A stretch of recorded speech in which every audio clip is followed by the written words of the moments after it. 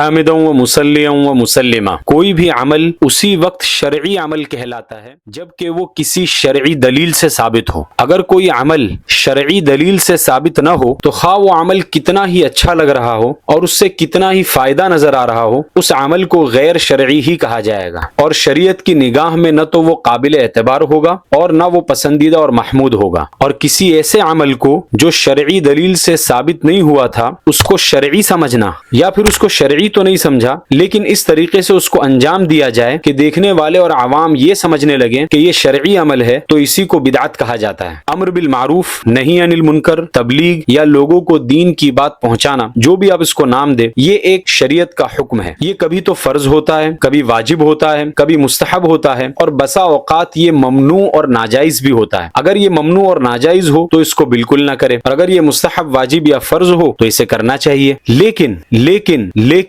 یہ شریعت کا ایک ایسا حکم ہے جس کا شریعت نے اپنی طرف سے کوئی طریقہ متعین نہیں کیا، بلکہ شریعت نے اس سلسلے میں لوگوں کو آزاد رکھا کہ وہ جس طریقے کو مناسب سمجھے اس طریقے سے لوگوں کو دین کی دعوت دے سکتے ہیں اور لوگوں کو دین کی بات پہنچا سکتے ہیں۔ لیکن جس طریقے کو بھی اختیار کیا جائے گا اس کا شرعی دلیل سے ثابت ہونا ضروری ہے۔ اب سوال یہ ہوتا ہے کہ شرعی دلائل کیا ہیں جن سے کوئی عمل شرعی بنتا ہے؟ تو امام ابو الحسن عبید اللہ بن حسین الکرخی، مشہور حنفی فقیہ جن کی وفات 340 ہجری میں ہوئی، انہوں نے اپنی تصنیف اصول کرخی کے اندر لکھا ہے کہ جن دلائل کے ذریعے سے کسی عمل کو شرعی قرار دیا جاتا ہے وہ 4 ہیں۔ نمبر 1 قرآن، نمبر 2 سنت، نمبر 3 اجماع امت، اور نمبر 4 قیاس مجتہد۔ سب سے پہلے تو اس عمل کو قرآن میں دیکھا جائے گا، اگر قرآن سے ثابت ہو جائے تو بہتر ہے، اگر قرآن میں نہ ہو تو سنت سے ثابت کیا جائے گا، اگر وہاں بھی نہ ہو تو اجماع امت سے ثابت کیا جا سکتا ہے، اور اگر اجماع امت سے بھی ثابت نہ ہو تو کوئی فقیہ یا مجتہد قیاس کر سکتا ہے۔ تو انہی 4 دلیلوں سے کوئی بھی عمل شرعی قرار پاتا ہے۔ اس کے علاوہ کچھ باتیں ایسی ہیں جس کو عوام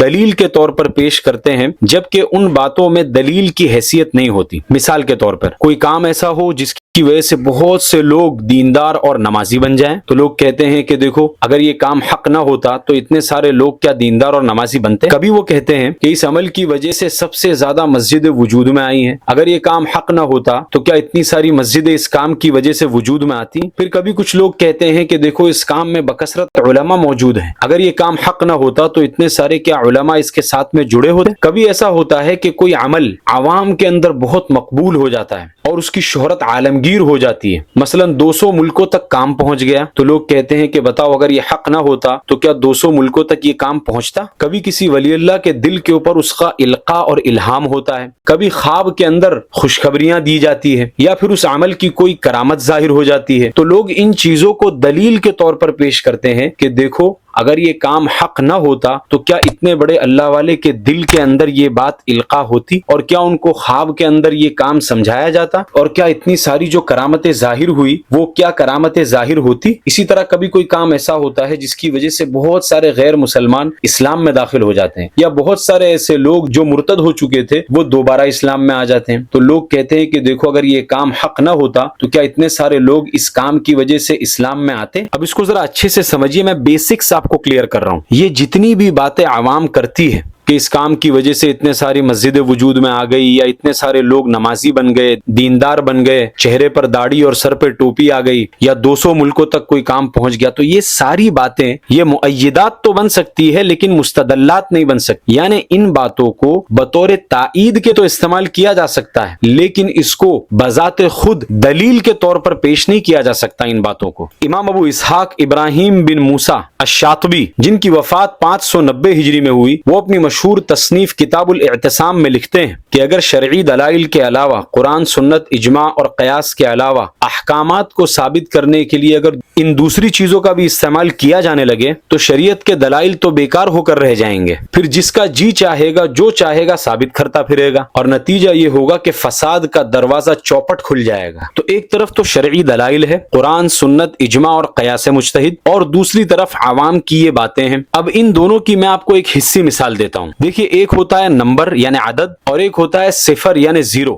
صفر یعنی زیرو اگر 10 بھی ہو تو اس کی کوئی ویلیو نہیں ہے، یہ زیرو ہی ہے، اور عدد اگر 1 بھی ہو تو بھی اس کی ویلیو ہے۔ صفر اگر ایک ہو اور اس کے ساتھ میں ایک عدد مل جائے تو اب اس صفر کی ویلیو بنتی ہے، اور عدد اگر ایک ہو اور ساتھ میں ایک صفر مل جائے تو اب اس عدد کی ویلیو بڑھتی ہے۔ تو پتا چلا کہ عدد کے مل جانے سے صفر کی ویلیو بنتی ہے اور صفر کے آ جانے سے عدد کی ویلیو بڑھتی ہے۔ بالکل اسی طرح جو شرعی دلائل ہیں، قرآن، سنت، اجماع اور قیاس مجتہد، یہ عدد کی طرح ہے، اور عوام کی جو یہ ساری باتیں ہیں جو مؤیدات کی قبیل سے ہیں، یہ صفر کی طرح ہے۔ اگر عدد کے ساتھ میں صفر آ جاتا ہے تو عدد کی ویلیو بڑھتی ہے، یعنی کوئی عمل اگر قرآن، سنت، اجماع اور قیاس سے ثابت ہو گیا، اس کے بعد پھر یہ مؤیدات میں سے بھی کوئی چیز آ گئی، مثلا ایک کام قرآن، سنت، اجماع اور قیاس سے ثابت ہوا اور اس کے بعد اس کام کے فوائد بھی نظر آنے لگے، وہ کام 200 ملکوں تک پہنچ گیا اور اس کام کی وجہ سے بہت سارے لوگ دیندار اور نمازی بن رہے ہیں، تو اب اس کی وجہ سے جو کام قرآن اور سنت سے ثابت ہوا تھا،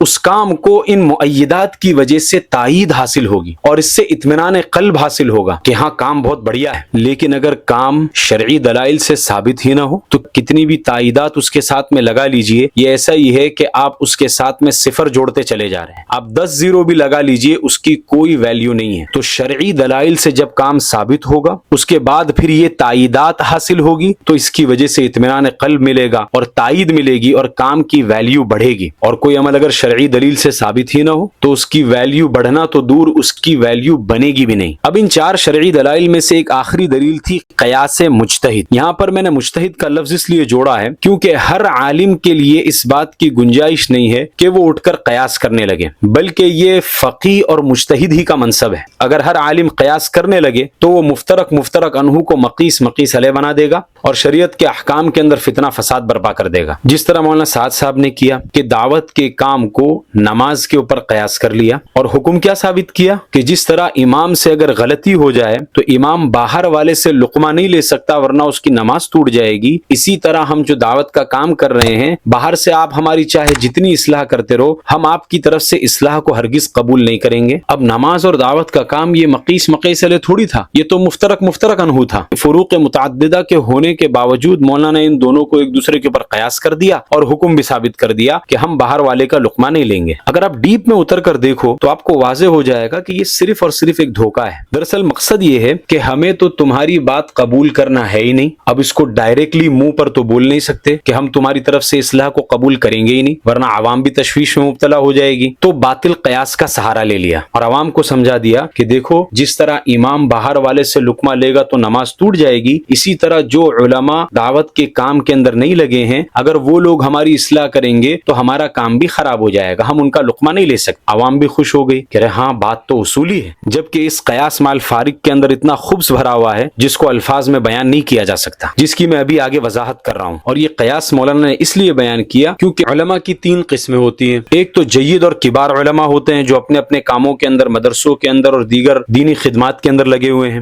جیسے مفتی تقی عثمانی صاحب، مولانا سجاد نعمانی صاحب، مفتی ابو القاسم نعمانی صاحب، مولانا الیاس گھومن صاحب وغیرہ۔ تو وہ تو دعوت اور تبلیغ کے کام کے اندر جڑیں گے نہیں، ظاہر سی بات ہے جب وہ تبلیغ کے کام کے اندر جڑیں گے نہیں تو مولانا نے چونکہ اصول بیان کر دیا ہے کہ باہر والوں کا لقمہ لیں گے نہیں، تو یہ سارے علماء تو لقمہ دینے کی لائن سے باہر ہو گئے۔ اب بچے چھوٹے علماء جو کسی مدرسے میں پڑھا رہا ہے یا مکتب میں پڑھا رہا ہے یا کسی اور دینی خدمت کے اندر لگا ہوا ہے، اب ان چھوٹے علماء کو یہ اصول بتا کر کہ آپ دعوت اور تبلیغ کے اندر لگو پھر آپ اصلاح کرنا، اصل میں مقصد یہ ہوتا ہے کہ ان علماء کو بھی دعوت اور تبلیغ کے کام میں لگا کر اسی رنگ کے اندر رنگ دیا جائے، جو باتیں پہلے یہ لوگ کرتے تھے اب وہ علماء بھی ان کے ساتھ میں وہی باتیں کرنے لگ جاتے ہیں۔ اور تیسری قسم کے وہ علماء ہوتے ہیں جن کے علم میں تھوڑی سی پختگی ہوتی ہے اور وہ ان کے رنگ میں رنگتے نہیں ہیں بلکہ شریعت اور سنت کو مقدم رکھتے ہیں، اور وہ ان کے منکر کے اوپر نکیر کرتے ہیں اور ان کی بدعات کو کھول کر بیان کرتے ہیں۔ تو ان تیسری قسم کے علماء کے لیے مخالفت کا ٹیگ ہمیشہ تیار رہتا ہے کہ فلاں مولانا صاحب اور فلاں مفتی صاحب تو دعوت کے کام کے مخالف ہیں، سانپ بھی مر گیا اور لاٹھی بھی محفوظ ہے کہ اعتراض کرنے والا کوئی بچا ہی نہیں، باہر سے اگر اعتراض کرو گے تو لقمہ ہم لیں گے نہیں اور اندر والے تو اعتراض کریں گے نہیں ورنہ وہ اندر والے ہے ہی نہیں۔ اور تیسری قسم کے علماء نے اعتراض کیا، ان کو فوراً کہہ دیا کہ بھائی آپ تو کام کے مخالف ہو، جس طرح بریلویوں کے اندر ہوتا ہے کہ ایک آدمی 40 سال تک بھی بریلوی رہے لیکن اگر وہ قرآن اور حدیث کی کوئی صحیح بات بریلویوں کو بتائے اور ان کی بدعت کے اوپر نکیر کرے تو وہ سیدھا یہ کہتے ہیں کہ بھائی یہ تو وہابی ہو گیا۔ اسی طرح دعوت اور تبلیغ کے کام کے اندر سے اگر آپ نے ان کی مخالفت کی اور ان کی بدعت کے اوپر نکیر کی تو یہ صرف یہ کہیں گے کہ یہ دعوت دعوت اور تبلیغ کا مخالف ہو گیا ہے۔ گویا کہ انہوں نے اپنی اصلاح کے سارے دروازے بند کر دیے ہیں اور اس امکان اور پاسبلٹی ہی کو آؤٹ رول کر دیا ہے کہ ہم بھی بدعت کے شکار ہو سکتے ہیں۔ اسی کو استدراج کہتے ہیں۔ اب مولانا سعد صاحب نے جو یہ قیاس کیا ہے، اس قیاس کو سمجھ لیجئے۔ اس قیاس سے وہ یہ ثابت کرنا چاہتے ہیں کہ جس طرح خارج کا لقمہ لینے سے امام کی نماز ٹوٹ جائے گی، اسی طرح چونکہ آپ نے تبلیغ کے اندر وقت نہیں لگایا ہے اور آپ تبلیغ کے ساتھ میں جڑے ہوئے نہیں ہیں، اسی لیے آپ بھی جو اصلاح کی کوشش کر رہے ہیں اور آپ جو لقمہ دے رہے ہیں اس کو ہم قبول نہیں کر سکتے۔ محترم ناظرین، تبلیغی دوستوں کا یہ کہنا بالکل غلط ہے۔ اصول فقہ کی اصطلاح میں اس کو قیاس مع الفارق کہتے ہیں اور لاجک کے اندر اسے فالس انالوجی اور فالس ایکویویلنس کہتے ہیں۔ مثال سے میں آپ کو بات سمجھاتا ہوں کہ فالس انالوجی اور فالس ایکویویلنس ہوتا کیا ہے۔ ایسی دو چیزیں جو حقیقت میں بالکل الگ ہوتی ہیں، کوئی شخص ان میں ظاہری سملیرٹیز کی وجہ سے ان دونوں کو ایک بنا کر پیش کرتا ہے اور ان دونوں کا ایک ہی حکم بیان کرتا ہے، جبکہ وہ دونوں چیزیں حقیقت میں الگ الگ ہوتی ہیں اور ان کے حکم بھی الگ ہوتے ہیں۔ مثلاً کوئی یہ کہے کہ سیب اور نارنگی یعنی ایپل اور اورنج یہ دونوں فروٹ ہے اور ان دونوں ہی کے اندر بیج بھی ہوتے ہیں، اس وجہ سے جو ٹیسٹ ایپل کا ہے وہی ٹیسٹ نارنگی کا بھی ہوگا۔ یہ بالکل غلط بات ہے۔ یہ بات تو آپ کی ٹھیک ہے کہ سیب بھی فروٹ ہے، نارنگی بھی فروٹ ہے، سیب میں بھی بیج ہوتے ہیں، نارنگی میں بھی بیج ہوتے ہیں، لیکن ہرگز اس کا مطلب یہ نہیں نکلے گا کہ جو ذائقہ سیب کا ہے وہی ذائقہ نارنگی کا بھی۔ ایک مثال اور لے لیجئے، مثلاً کوئی شخص یہ کہے کہ سورج پیلا ہوتا ہے اور کیلا بھی پیلا ہوتا ہے، لہٰذا جو گرمی سورج کے اندر ہے وہی گرمی کیلے میں بھی ہوگی۔ یہ بات کوئی عقل مند آدمی تسلیم نہیں کرے۔ ٹھیک ہے، سورج پیلا ہوتا ہے، کیلا بھی پیلا ہوتا ہے، لیکن صرف ایک صفت کے اندر اتحاد کی وجہ سے یہ حکم نہیں لگایا جائے گا کہ ساری پراپرٹیز جو سورج کی ہے وہ کیلے کے اندر پائی جائیں۔ بھائی سورج کے اندر جو گرمی آ رہی ہے وہ نیوکلیئر فیوژن ری ایکشنز کی وجہ سے ہو رہی ہے۔ کیلے میں کون سے نیوکلیئر فیوژن ری ایکشنز ہو رہے ہیں جو آپ کیلے کو سورج پر قیاس کرنے لگو؟ بالکل اسی طرح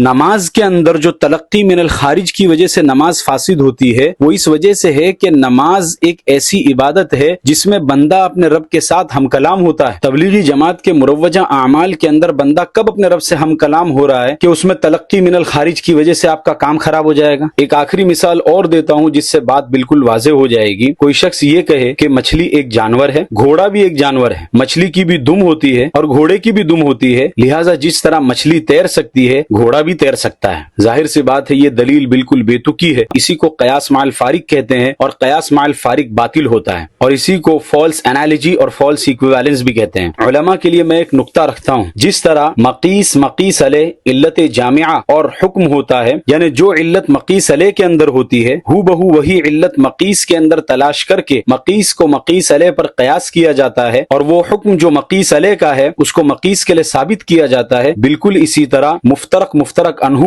علت فارقہ اور حکمین متباینین بھی ایک چیز ہوتی ہے، یعنی جب مفترق کے اندر کوئی ایسی علت فارقہ مل جائے جو اس کو مفترق عنہ سے بالکل جدا کر دے تو ان دونوں کے حکمین متباینین نکالے جاتے ہیں کہ مفترق کا حکم الگ ہوگا اور مفترق عنہ کا حکم الگ ہوگا۔ لہذا دعوت کا کام اور نماز یہ مقیس علیہ نہیں بلکہ مفترق عنہ ہے، جن کے درمیان علت فارقہ موجود ہے، لہذا حکمین متباینین نکلیں گے کہ دعوت کے کام کا حکم الگ ہوگا اور نماز کا حکم الگ ہوگا۔ اب کچھ فرقوں کو ہم ذکر کر دیتے ہیں۔ پہلا فرق یہ ہے کہ نماز منصوص ہے جس کا حکم قرآن اور سنت کے اندر صراحت کے ساتھ میں آیا ہے، جبکہ مروجہ دعوت اور تبلیغ کے کام کو مولانا الیاس صاحب رحمۃ اللہ علیہ نے شروع کیا ہے اور یہ منصوص نہیں ہے۔ نمبر دو، نماز ایک مخصوص عبادت کا نام ہے جس میں بندہ اپنے رب کے ساتھ ہم کلام ہوتا ہے، اور ظاہر سی بات ہے جب بندہ اپنے رب کے ساتھ ہم کلام ہوگا تو اگر باہر والا کوئی آ کر لقمہ دے گا تو اس ہم کلامی کے اندر نقص پیدا ہوگا، لیکن دعوت اور تبلیغ کا مروجہ کام یہ رب کے ساتھ اس طرح کوئی ہم کلامی نہیں ہے کہ اگر کوئی لقمہ دے اور اصلاح کی کوشش کرے تو اس میں اللہ تعالیٰ کے ساتھ ہم کلامی کے اندر کوئی نقص پیدا ہو رہا ہے۔ اور تیسرا فرق یہ ہے کہ نماز ہمیں اللہ کے رسول صلی اللہ علیہ وسلم نے دی ہے اور اس کے سنن و آداب بھی ہمیں دیے ہیں، جبکہ دعوت اور تبلیغ کا کوئی مخصوص طریقہ شریعت کی طرف سے متعین نہیں ہے بلکہ یہ مطلق ہے۔ کوئی آدمی جس طرح بھی چاہے اللہ اور اس کے رسول کی بات لوگوں تک پہنچا سکتا ہے، اس میں شریعت نے کسی طریقے کو متعین نہیں کیا، اور نہ ہی شریعت نے اس کا یہ ادب بتایا ہے کہ کوئی اگر تمہاری اصلاح کرنے کی کوشش کرے تو جب تک وہ تمہارے ساتھ میں لگا ہوا نہ ہو اس کی اصلاح کو تم قبول ہرگز نہ کرو۔ اللہ تعالی ہمیں دین کی صحیح سمجھ عطا فرمائے۔ ھذا وصلی اللہ علیہ وسلم۔